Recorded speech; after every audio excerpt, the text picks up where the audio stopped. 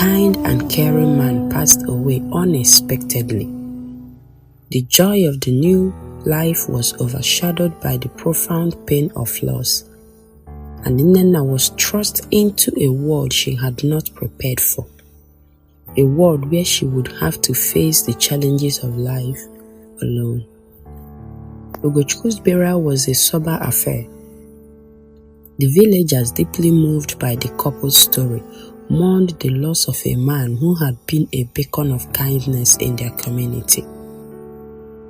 But after the funeral rites, the attention of her family shifted. Nnenna's parents and siblings, out of what they believed was love and concern, urged her to return to her family home and remarry. They reminded her of her youth and beauty, telling her she could start afresh. However, Nnenna's heart was resolute.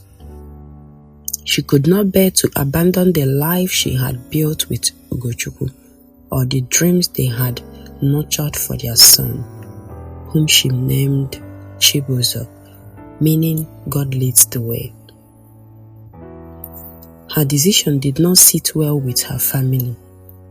Viewing her choice as stubbornness, they withdrew their support, leaving Nnenna to fend for herself and her infant son, alone with no one to lean on. Nnenna turned to prayers.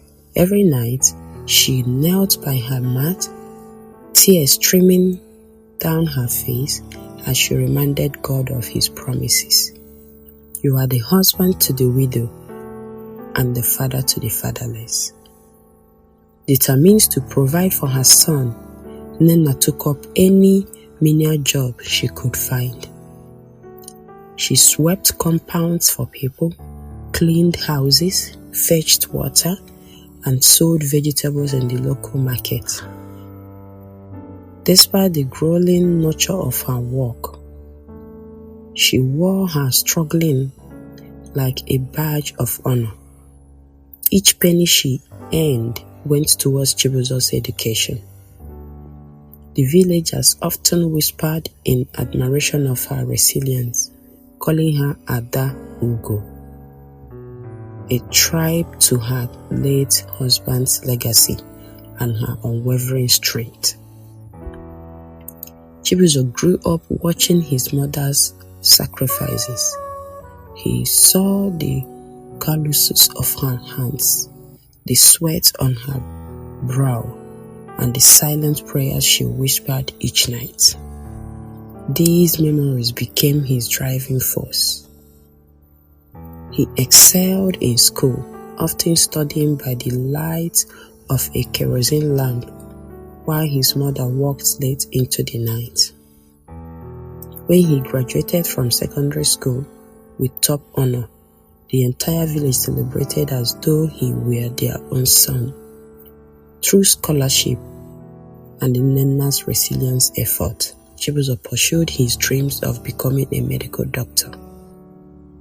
Years later, Chibuzo stood tall as one of the most renowned doctors in Nigeria. His success was not just his own, but a testament to his mother's sacrifices and unwavering faith.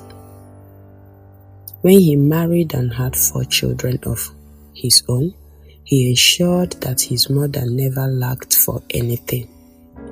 He built a house in the village, one that stood as a symbol of triumph over adversity. But Chibuzo did not sleep there. To honor his mother's resilience and the countless widows who faced similar struggles, he established the Nnenna Foundation for Widows. The foundation provided financial support, skill acquisition program, and scholarship for widows and their children.